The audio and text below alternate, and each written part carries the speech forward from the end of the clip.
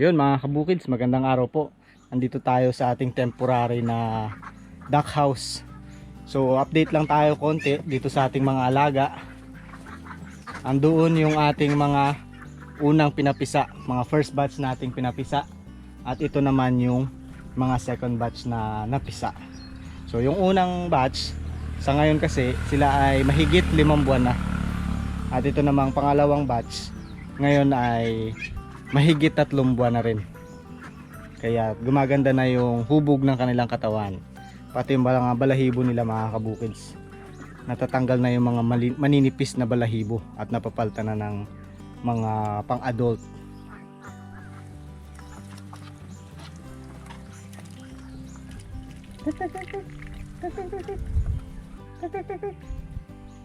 Ayan, nandun sila mga kabukids sa kanto dahil nga medyo mailap sila eh. So, ang itik kasi bawal ma-stress. Kaya hindi natin masyado silang nilalapitan ng basta-basta. Dahil itong ating mga unang batch, sayang naman kung may stress, malapit na yan mga itlog. Kasi nung mga nakaraang araw, nakita ko na sila nag-mate. So, nagpaasawa na yung mga babae. Mga ilang araw na lang yan, in-expect natin maglilay na ng unang mga itlog yung mga yan. So, yun. Sa mga hindi po nakakaalam, share ko lang. Ito pong mga itik na to ay pinapisa namin mula sa balot. So ngayon, malapit nang mag-produce ng balot yung ating mga pinapisa sa balot. Nakakatuwa mga kabukids. Dahil sa ilang buwan nating paghihintay, ayan, malapit na silang makapag-produce ng itlog. Although konti pa lang sila, pero unti-unti natin yung mapaparami. Yun, dito nakikita ko na kasi dito sa kanto, mayroon na silang mga balahibo. Ayan, medyo masyado mailap. Ayun, takbo ng takbo. So kaya dahan-dahan ang ating pagkilos. Ayan. Ito kasi guys, ang dami na nilang mga balahibo dito sa kanto. Ayan. Base kasi sa mga nagsasabing expert na sa pag-iitik, kapag yung itik daw ay naglalagas na ng ganito, maliban sa paglulugon, naglalagas na ng balahibo, ibig sabihin yan malapit ng mangitlog, lalo na kung galing sa pagiging dumalaga.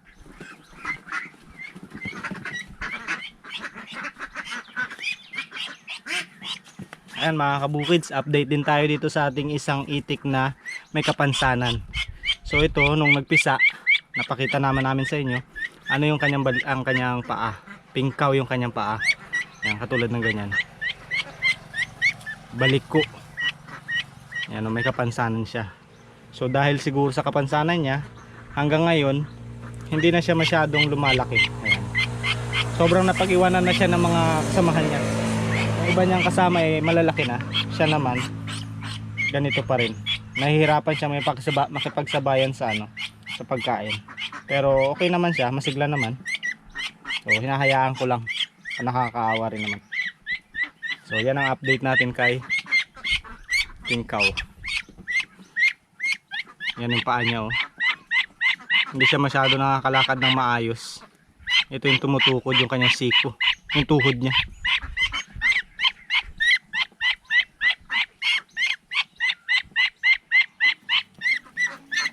Balik na, balik.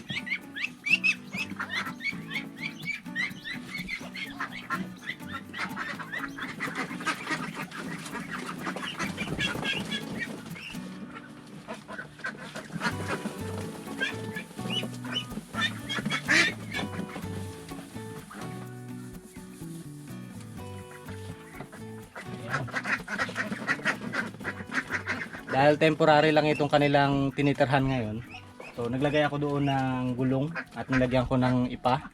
Dahil para kung sakaling mangitlog sila sa susunod na araw, baka sakaling dyan sila mangitlog. Kasi nakita ko doon sa may kanto, meron silang parang hinuhukay. So indication na malapit na mag-lay ng itlog.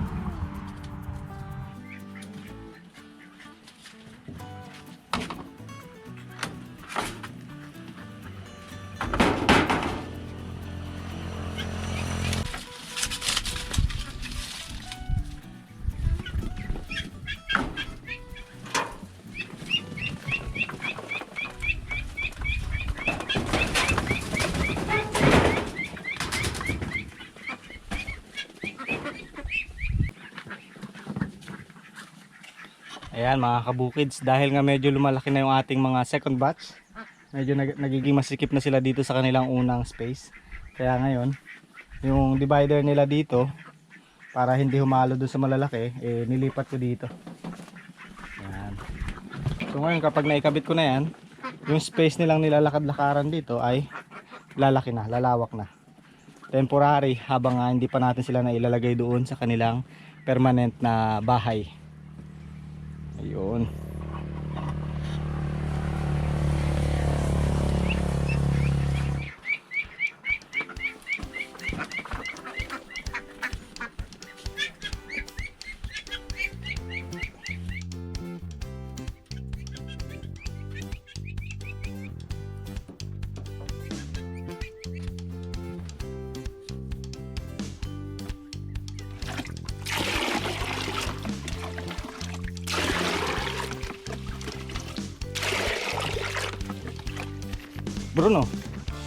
Bruno, nainitan ka na? Tubig muna. Dito. Wow na ako ah. Wow, nabuhaw si Bruno.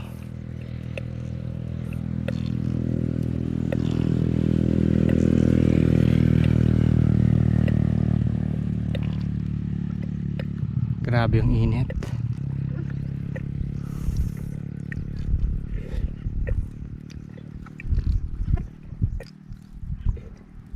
Grabe, maubos mo ata yung isang timba ah.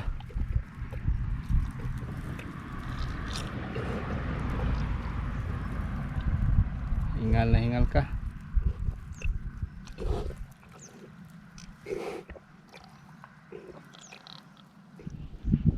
So sobrang tagtuyot mga kabukids.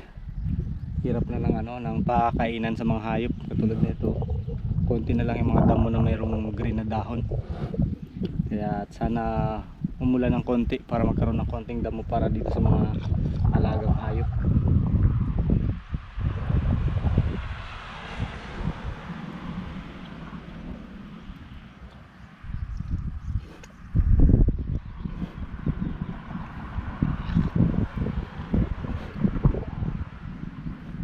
Grabe ang uhaw mo ah. Simot ah.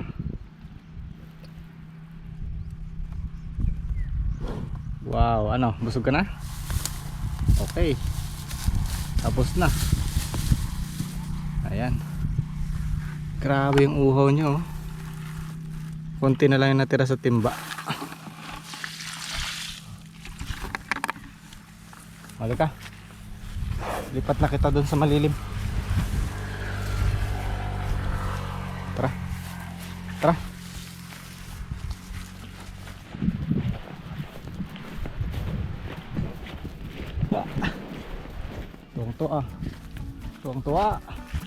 Tuwang-tuwa, nakainom.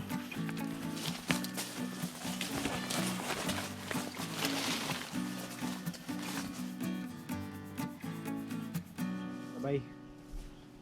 See you later.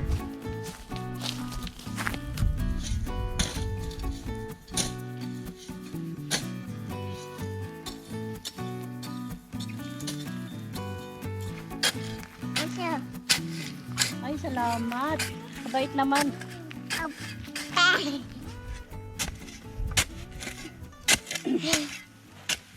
Thank you. Siguro may kailangan. Siguro nga. Hindi kasi pag dinadalhan niya talaga ako. Alam niya nihingal ako. Dinadalhan kagad ako ni bilog ng tubig. Sabihin niya yan mamaya. Tate, pahiram ng cellphone Yun mo. lang, oo. Yun. Hirap siya ng cellphone.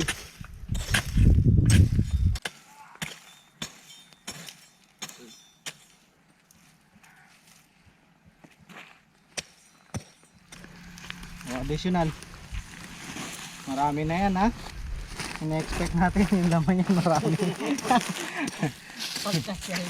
Binunot ko na yan sa kabilang area. Yan na. Yan na lahat yun. Para iabungin na natin dapat yan. Habol na dito. Ayan mga kabukids. Yung iba naming mga kamote doon sa kabilang side. kinukuha na namin yung mga tangkay para magkaroon ulit ng panibago ditong tanim. Ito kasi mas maganda yung area na to, mabuhaghag. Yan, care of ulag. Nagsumikap kasi balita ko may lakad eh.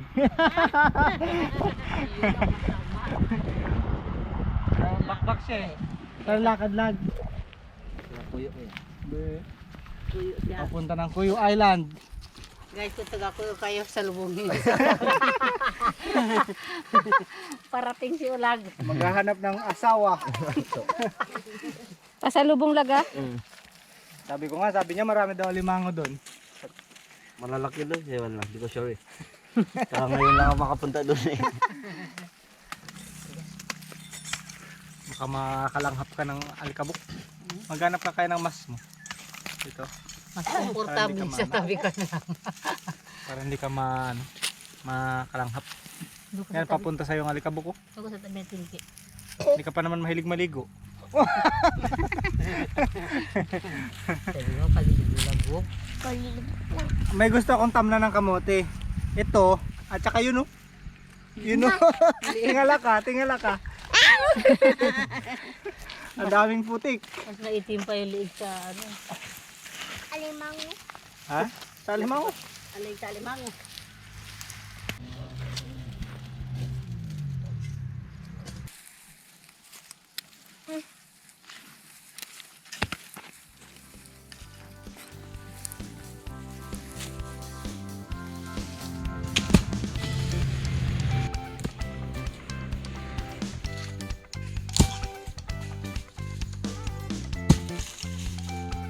Kailangan masambot ko to. Para hindi mabasa.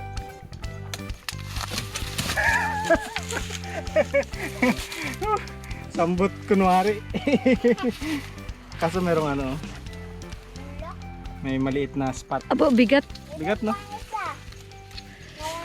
Ito, meron pa dito. Ito dapat masambot ko. Yung hinog. Hinog to, hinog na hinog to. Pag binukas mo, sabon. Aray! Sambot ulit! Akin na kaya doon. Akin na. Kala mo mangga. Mangga na malaki. Akain. Hawakan mo mainit, mabigat. Mabigat. Marami pang hinog kasi hindi pa hinog na hinog. Sa susunod na lang yan. Ayun. Pahinugin natin na maganda. Ito maganda yung hinog niya oh. Dilaw na dilaw. No? Tara. Kainin natin. Doon, pakainin natin. Kainin natin din.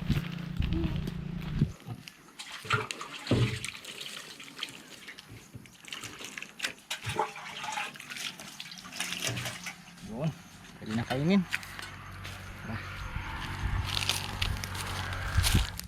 Aun.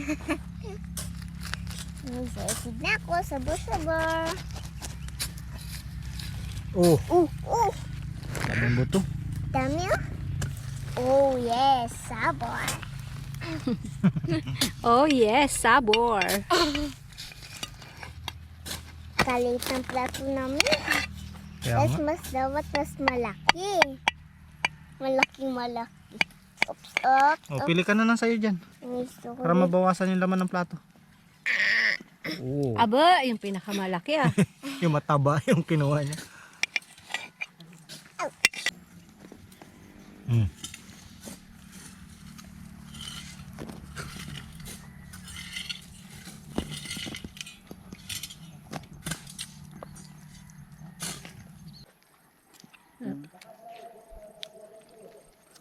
Sabay.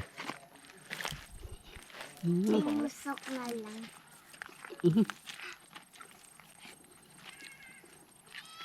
No, kung ganito. Mainit-init pa yung ano, yung laman niya. Kaya hapon na. Nainit sa puno. Delikado yung ano mo, style mo ah. Hmm? Baka mahiwa yung bibig mo. Sarap. Mama. Naikot ko na lahat.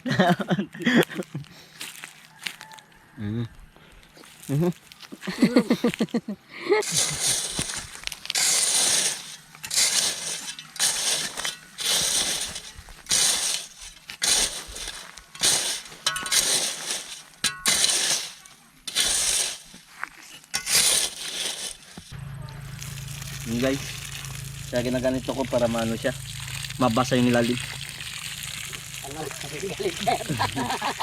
Galit kaya ta. Hindi. Napaliwalag lang. Kung gaano katigas ang lupa siya. Tigas.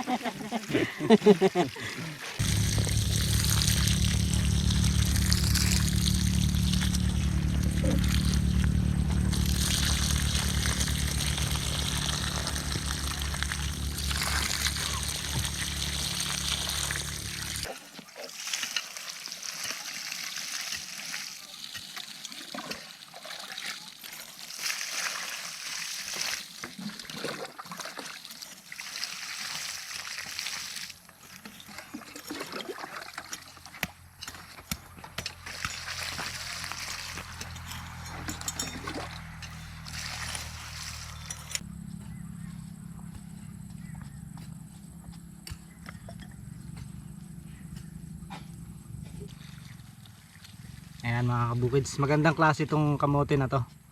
Medyo ano siya, violet yung tangkay at saka yung laman niya. So kaya pinararami namin tong klase ng variety na to. Klase ng variety. Yung klase ng kamote na ito. Maganda rin yung laman nito, malalaki.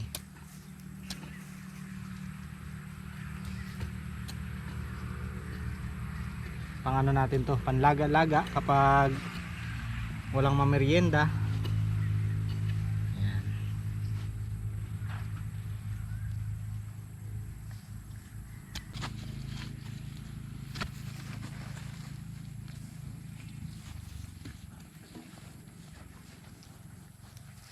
Kailangan lang tong alalayan ng dilig sa una, dahil nga sa sobra ng init na ngayon matutuyo agad. Actually meron na kami doon tinanim nung nakaraang 3 araw. Ayun, oh, buhay na sila. Pero yung iba nasunog yung dahon. Pero makaka-recover naman yan dahil inaalalayan namin ng dilig. Ayan.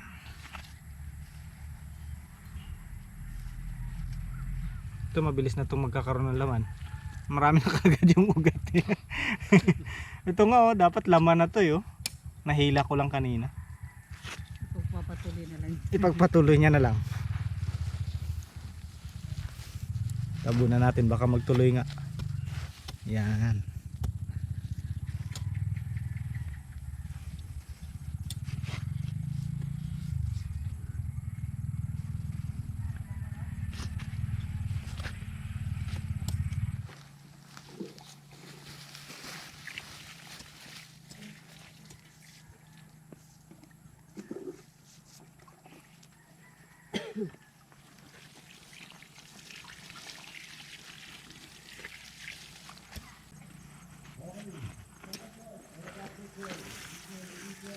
Ako, basketball na. Ito nag-apura na yung pagbagsak ng tubig. Good boy na siya.